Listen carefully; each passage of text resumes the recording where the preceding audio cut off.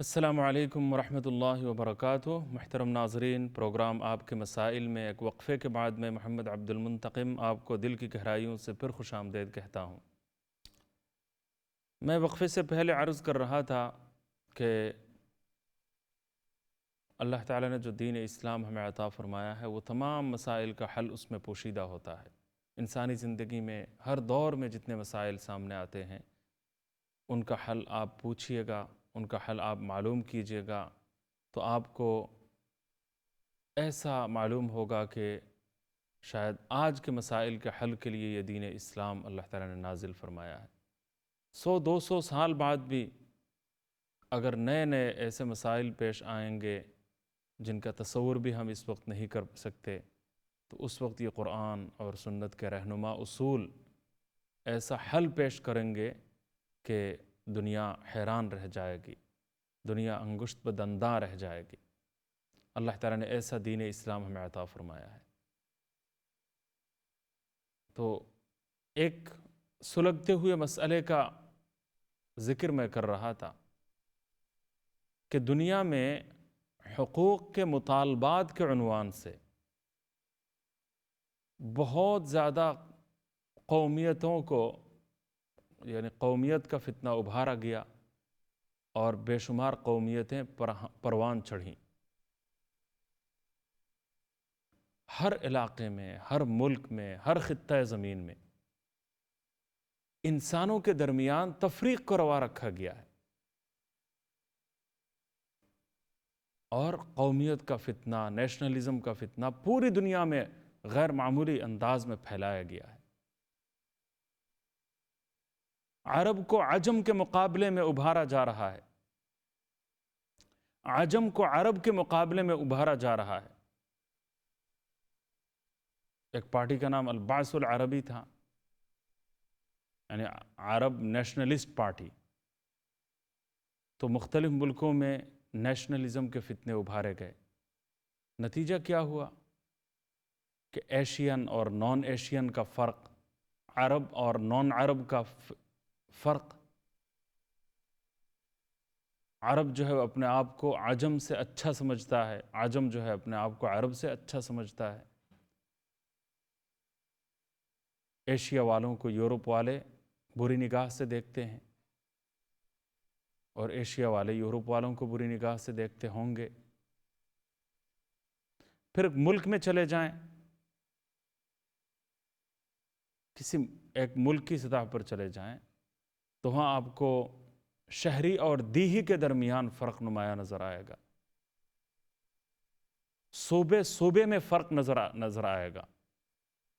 آج آپ دیکھیں گے کہ صوبہ آسام میں کتنی ایسی تنظیمیں وجود میں آئی ہیں۔ آپ دیکھیے گا کہ صوبہ سندھ میں کیا لاوا پک رہا ہے، بلوچستان میں کیا آتش فتح پڑتا ہوا نظر آ رہا ہے، KPK میں کیا آگ جل رہی ہے، پنجاب میں نہ جانے کتنی قومیتیں ہیں، سرائی کی قومیت ہے، پنجابی قومیت ہے۔ میں کسی کے خلاف کوئی بات نہیں کر رہا۔ اللہ تعالیٰ نے قرآن کریم میں فرمایا وَجَعَلْنَاكُمْ شُعُوبًا وَقَبَائِلَ لِتَعَارَفُوا، کہ میں نے پہچان کے لیے، تعارف کے لیے یہ فرق میں نے پیدا کیے۔ اب ساری دنیا کے انسان اگر ایک جیسا رنگ سب کا اگر ہوتا، چہرہ اگر ایک جیسا ہوتا، صحت اگر ایک جیسی ہوتی، قد و قامت اگر ایک جیسی ہوتی اور زبان ایک جیسی ہوتی، رنگت ایک جیسی ہوتی، چہرہ ایک جیسا ہوتا، جسمانی ہیئت اگر ایک جیسی ہوتی اور کوئی فرق نہ ہوتا تو پہلی پوزیشن حاصل کرنے والوں کو ایوارڈ کیسے دیا جا سکتا تھا؟ اور جو فیل ہوا، جو سب سے زیادہ کم نمبر لے کر، سب سے زیادہ غباوت کا ثبوت دیتے ہوئے، نالائقی کا ثبوت دیتے ہوئے جو فیل طالب علم ہے اس کو آپ فیل کیسے قرار دیں گے؟ اور جس کو ایوارڈ دینا ہے اس کو ایوارڈ کیسے دیں گے؟ دیکھنے میں بھی دونوں برابر ہیں، جسم دونوں کا ایک جیسا ہے. تو اللہ تعالیٰ نے فرمایا اچھے اور برے کے درمیان تعارف ہوگا، باصلاحیت ذہین اور غبی کے درمیان فرق رونما ہوگا. تعارف کے لیے کچھ فرق میری قدرت کی نشانی ہے، لیکن قدرت کی نشانی کو تفریق کی بنیاد نہیں بنایا جا سکتا، اور اس کی بنیاد پر کسی کو اچھا اور کسی کو برا کہنا یہ جاہلانہ نعرہ ہے، جاہلیت کا تعصب ہے جو آج پوری دنیا میں پھیلایا گیا ہے، اور اس کا خمیازہ بھگتنے پر دنیا ہمیں مجبور دکھائی دے رہی ہے. کالر سے بات کرتے ہیں. جی السلام علیکم. وعلیکم السلام ورحمۃ اللہ وبرکاتہ. میرے بھائی کیسے ہیں آپ؟ الحمدللہ، اللہ کا فضل و کرم ہے، اللہ تعالیٰ کا احسان ہے. آپ خیریت سے ہیں؟ جی آپ کی دعا سے ٹھیک ہوں میں بھی.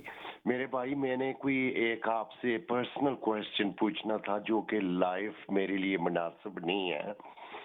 اگر برا مہربانی آپ مجھے کال کریں پروگرام کے بعد، یا آپ مجھے اپنا نمبر ٹیکسٹ کریں، میں آپ سے بات کرنا چاہتا ہوں پروگرام کے بعد. ٹھیک ہے، ہمارے کنٹرول روم کے ساتھ ہی شاید آپ کو نمبر دے دیں گے انشاءاللہ. آپ تھوڑی دیر بہت شکریہ انتظار میرے کر لیجیے گا. جزاکم اللہ تعالی خیراً. بعض اوقات حالات ایسے ہوتے ہیں کہ ساری باتیں آن ایئر نہیں کہی جا سکتی، یا تفصیل طلب کوئی مشورہ ہوتا ہے.